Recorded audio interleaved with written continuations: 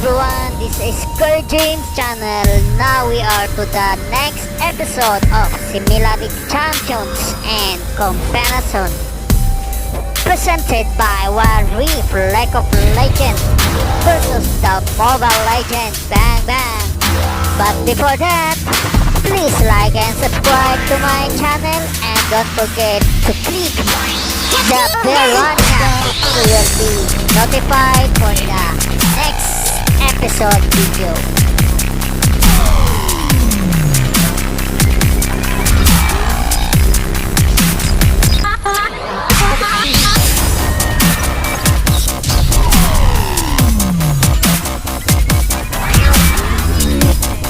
Vayne is a ranged DPS assassin.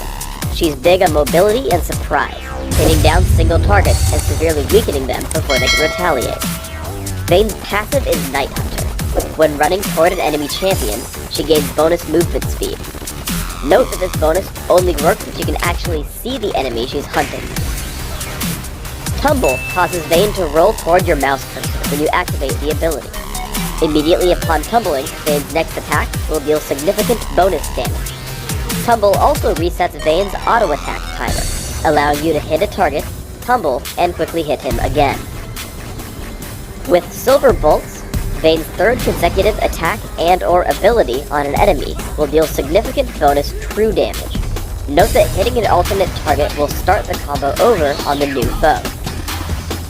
Condemn damages and knocks back a single enemy. If the target is knocked into a wall, he gets stunned and takes bonus damage. Note that this spell applies one tick of Silver Bolts. Vayne's ultimate is Final Hour, which buffs her for a few seconds. While activated, Vayne gains bonus attack damage, Tumble will cause Vayne to stealth for a short time, and the bonus movement speed from Night Hunter is greatly increased. Early aggression is extremely powerful for Vayne. Sporting his new Ninja Ramming skin, I get a gank from my jungler. I push in with Tumble, saving Condemned until Katarina will be pushed into a wall. Together we kill her before she's able to recover.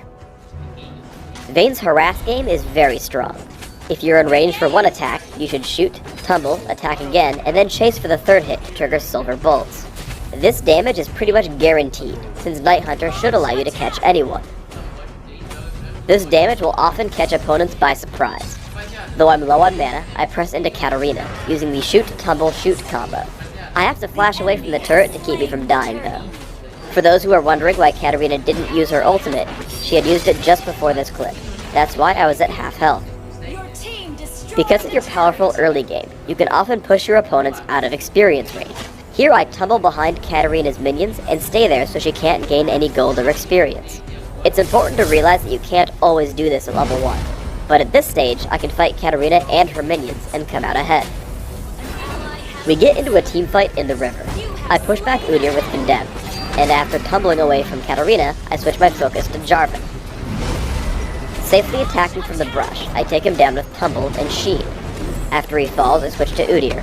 I position myself with Tumble and blast him into the wall with Condemn, serving up an easy kill as I follow with Tumble. It's almost impossible to chase down Vayne 1v1. Singed tries to attack me, but I simply tumble out of range every time, finally using Condemned when I feel threatened. Condemned doesn't always have to hit a wall to ensure a kill. Here I keep running toward Udyr, knocking him back away from his turret with Condemned, once Rammus's taunt ends. Vayne's best fights are 1v1, especially once you have Trinity Force. Singed comes at me with nowhere to run, so I turn and fight. Tumble and Condemned keep me safe for the first half of the fight, until Jarvan shows up. He tries to knock me up with Demacian Standard and Dragon Strike, but I tumble out of the way just in time, landing the kill onto Singed. As Jarvan jumps onto me with Cataclysm, I tumble aside and push him back with Condemn, also dealing massive damage with Silver Bolts. Right as he tries to kill me with Dragon Strike, I tumble to the side, hitting him another 3 times, taking Silver Bolts and picking up 2 kills by myself. Somewhere in here is a joke involving the Matrix, Trinity, and dodging bullets. I leave it to you. Vayne is great at cleaning up low health enemies because she deals exceptional burst. I find Udyr, knocking him down with attack, tumble, attack, attack, triggering Silver Bolts. I jump onto Katarina, hitting her with attack, tumble, attack, Condemn, which is the fastest way Vayne has to trigger Silver Bolts. As a team fight breaks out, I always want to isolate one target. Here Udyr chases me around, but barely hits me more than twice. I make the mistake of not hitting him into the wall when I had the chance, but I'm still able to deal enough damage to kill him before his team arrives. As the fight continues, I push on to Singed, destroying him with just basic attacks, tumble, and silver bolts. A teamfight starts near the enemy base. I push Katarina into the wall with Condemn to stun her, switching focus to Alistar since the true damage from silver bolts and lizard buff will cut through his ultimate. Again, I isolate myself from the rest of the fight, taking on Singed 1v1. As before, he's an easy kill, while my team picks up Katarina, since Alistar and Singed are unable to support her.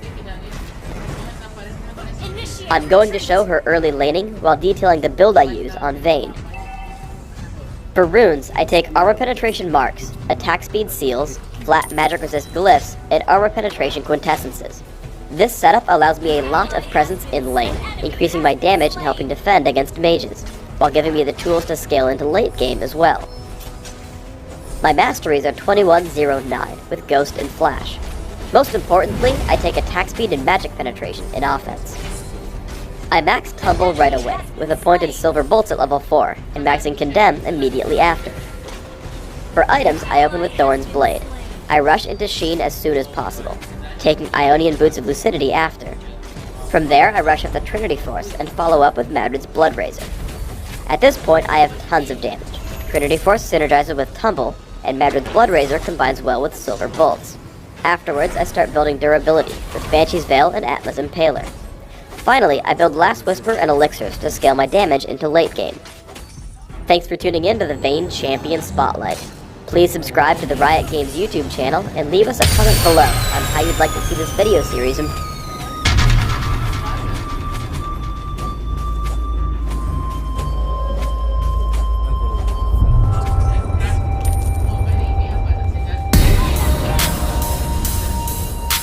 And now that I feel comfortable, that I found a really solid build, and I did this through endless team carrying games, guys, but I've gotten 7 of my last 8 games have been MVPs on Moskov, so I'm pretty confident now that I've got the build that I like, and I'm excited to bring you guys that right now. So let me talk about Moskov. First of all, I think he's probably the best ADC in the game right now, or best marksman, if you will. Potentially one of the best heroes in the game. His total toolkit is pretty impressive, but the way he's able to, I mean, you guys see from right off the get-go here, Moskov's offense is all the way on top. He does nutty, crazy damage. His toolkit is 100% offensive, and I love him. I'm a pretty aggressive player, so he's really the ADC for me. I feel like he's in a very aggressive ADC. So let's start up by talking about Moskov's passive. Moskov's passive is Spear of Quiescence. Moskov's basic attacks can penetrate targets and deal damage to enemies behind him. Essentially what happens is whatever first target he hits, in whatever angle you're aiming at that target in, you'll have the spears come out the back and hit anyone who's behind them. Now the second part of it is if it hits an enemy successfully, the cooldown of Abyss Walker and Spear of Death will be reduced by 0.7 seconds, which is going to be your first and second abilities respectively. So this can be used in a bunch of different ways, but mainly my main way to use it is just a really good farming ability. If you line it up properly, you can get all 3 guys in a wave and just knock them all 3 down at the same time. It's really, really great for that. If you really want to be aggressive and have great positioning, you can kind of tilt yourself around the minion you're hitting to be able to get some auto attacks off on the enemies behind them. If you can line them up, it's pretty amazing for that also. You know, if you want to be fancy in the jungle, you can line the blue and the minion on that side up, and you can get them both going damage at the same time. I mean, it's pretty ridiculous, guys. It's a pretty great ability. So, one of the better passes in the game for sure. And next we got Abyss Walker. So essentially all this is Moskov teleports. It's a very short teleport, kind of like Cho's Shunpo. It's not very long range, but it's pretty great. It enhances the attack penetration ability and increases your attack speed for 3 seconds, which is great. It's really good on him, and essentially what I use this for is 3 things. Number 1, I either use it to teleport diagonally to someone, or you know, where I'm kind of perpendicular with them so I can knock them into a wall, and that's his second ability, and so we use those in combination to be able to get stuns off. If you knock an enemy hero into a wall, or an enemy hero gets stunned.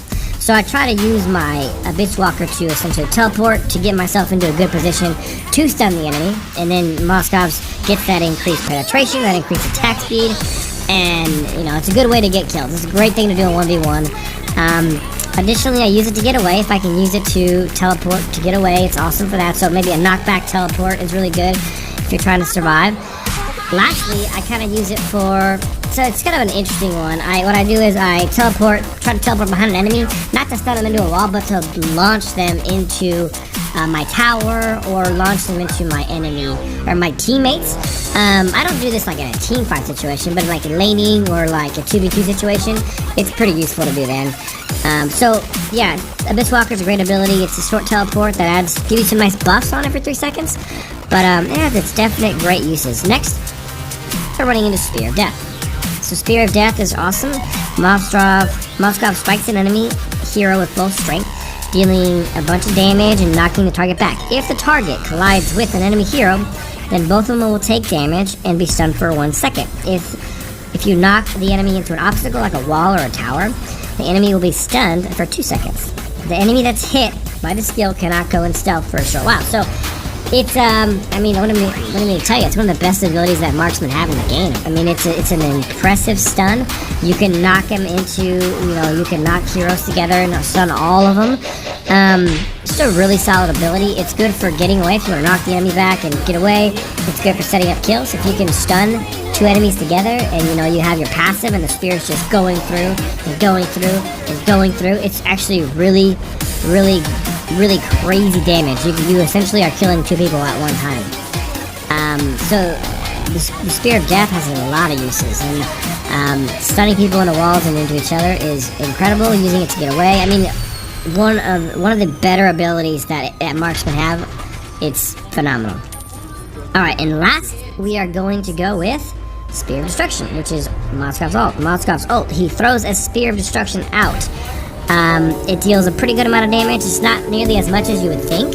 It isn't like, if you see somebody like a 1/4% health, you know, or whatever, it's not going to kill most of those low people, but if you see them low, it'll kill those people.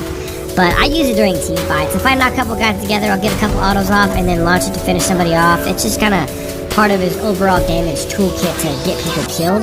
Obviously, if you have somebody running away from you with low % health, you try to knock them down and finish them off with that. Same as you would with Yi Sun Shin's Blood Flood's ability, or Layla's ult, or something like that. That's the better stuff. But it is global, and you can throw it map wide. So it is a pretty good one. For each enemy that it hits, it'll provide Moskov with a buff of 10 points of attack power, stacking it to 5 players. Or 5 layers. So you could potentially get 50 extra attack power if you hit 5 people with it. So doing it early in a team fight, not necessarily a bad thing. If you hit 3 or 4 of them, you get a nice boost to your attack damage before you go to that fight. Not a bad thing at all. But that's it for Moskov's abilities, and now I just want to talk a little bit about how I see him being played. I mean, essentially the combo for Moskov is to use his teleport and knockback to set people up to die. Whether you're doing that as very offensively, so you're 1v1, you're teleporting, knocking them into a wall and finishing them off because of those buffs, or you're going to be